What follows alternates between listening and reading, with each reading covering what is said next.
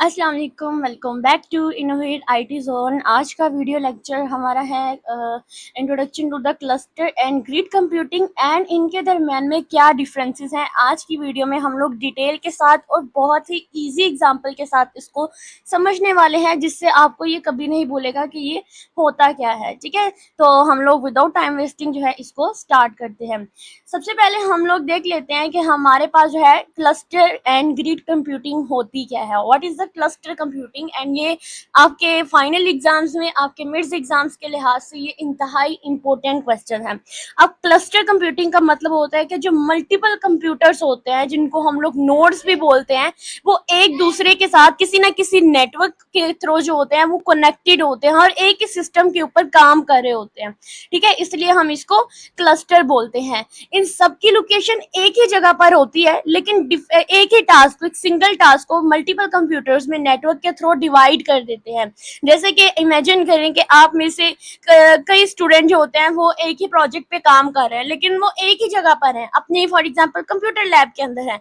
अब computer lab के अंदर डिफरेंट किस्म के कंप्यूटर्स होते हैं, वो सारे के सारे के ऊपर सब स्टूडेंट जो होते हैं वो एक कंप्यूटर का यूज नहीं कर सकते, क्योंकि प्रोजेक्ट बहुत कम्प्लेक्स और बहुत बड़ा है। तो वो क्या करेंगे कि हर एक को टास्क मिल जाएगा कि वो डिफरेंट टास्क को परफॉर्म करें, लेकिन काम उन्होंने एक ही प्रोजेक्ट पे करना है। तो क्या होगा कि वो डिफरेंट कंप्यूटर्स एक नेटवर्क के थ्रू एक दूसरे के साथ कनेक्ट होंगे और फिर एक दूसरे का काम करेंगे। ठीक है, फिर उस प्रोजेक्ट को वो कंप्लीट करेंगे एक साथ मिलकर। तो इस चीज को, इस पूरे सेटअप को हम लोग क्या बोलते हैं, हमारी क्लस्टर कंप्यूटिंग है।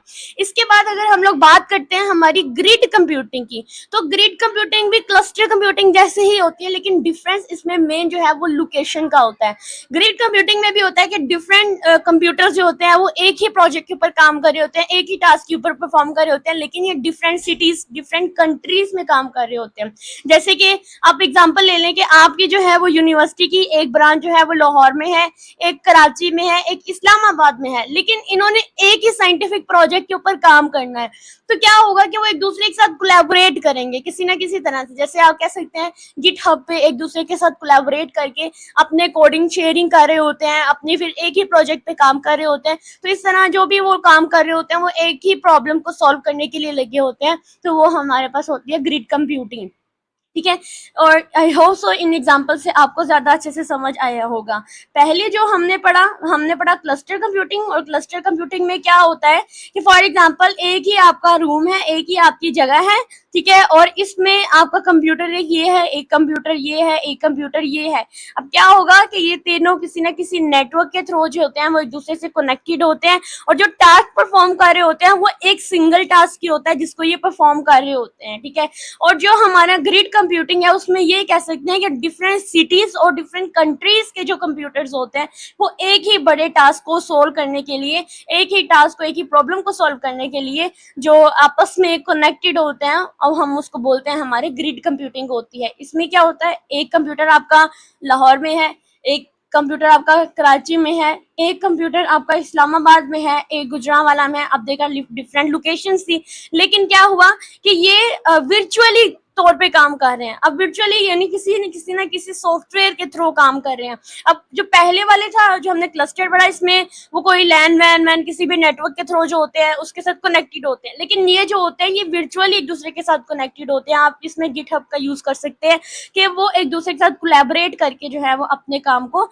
परफॉर्म करेंगे। ठीक है, इसके बाद हम चलते हैं इनके मेन डिफरेंसेस की तरफ। तो इसमें सबसे पहले आता है लोकेशन का डिफरेंस। लोकेशन का डिफरेंस कैसे होता है कि क्लस्टर में एक ही जगह पर, एक ही लोकल प्लेस पे कंप्यूटर्स होते हैं, लेकिन ग्रिड कंप्यूटिंग में ये डिफरेंट प्लेसेस पे ऊपर डिस्ट्रीब्यूटेड होते हैं। ठीक है, मैनेजमेंट की बात करें तो ये सेंट्रल सिस्टम, एक ही सेंट्रल सिस्टम से मैनेज किए जाते हैं, जबकि ये डिसेंट्रलाइज वे में मैनेज किए जाते हैं। सेंट्रल सिस्टम होता है कि एक ही जगह पे सारे कंप्यूटर होते हैं।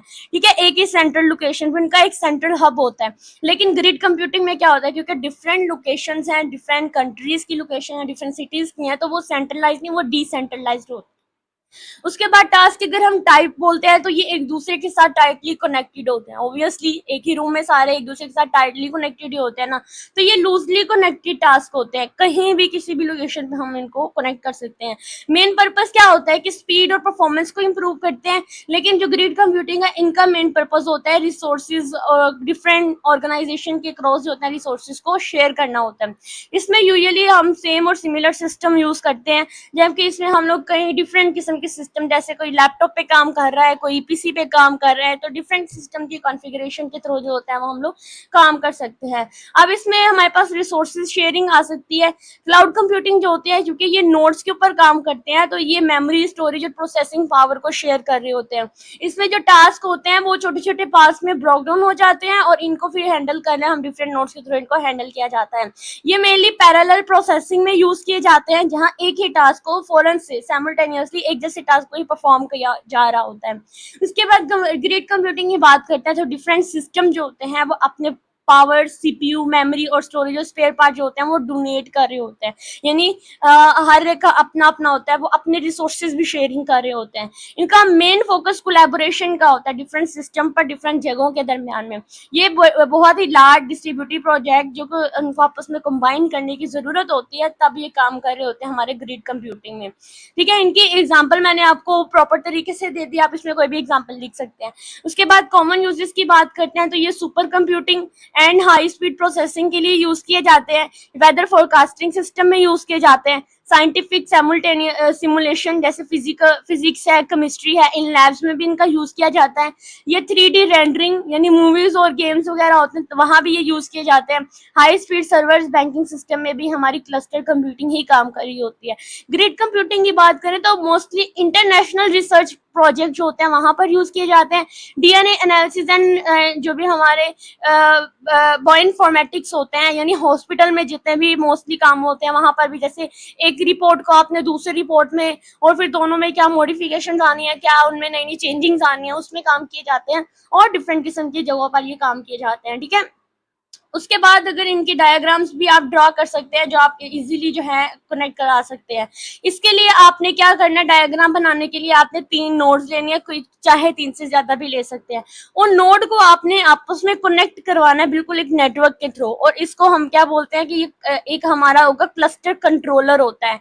ठीक है, ये सेंट्रलाइज इसलिए है क्योंकि ये सारी नोड जो होती हैं वो किसी ना किसी सेंट्रल हब से कनेक्टेड होती हैं, तो वो एक क्लस्टर कंट्रोलर होता है जो फिर टास्क मैनेजर को, और फिर इसके बाद टास्क मैनेजर होता है। ठीक है, यानी क्लस्टर कंट्रोलर टास्क मैनेजर पे आता है जिसने इन नोड्स को टास्क देना होता है। उसके बाद ग्रिड कंप्यूटिंग की बात करें तो इसमें आपने देखा ये नोड्स जो होती हैं वो किसी एक ही सेंट्रलाइज लोकेशन पर थी, लेकिन ग्रिड कंप्यूटिंग में ये डिफरेंट लोकेशन पर थी, डिसेंट्रलाइज वे में। इसमें एक नोड लाहौर में है, एक यूएसए में है, एक यूके में है, तो ये सारी एक दूसरे के साथ इंटरनेट नेटवर्क के थ्रू।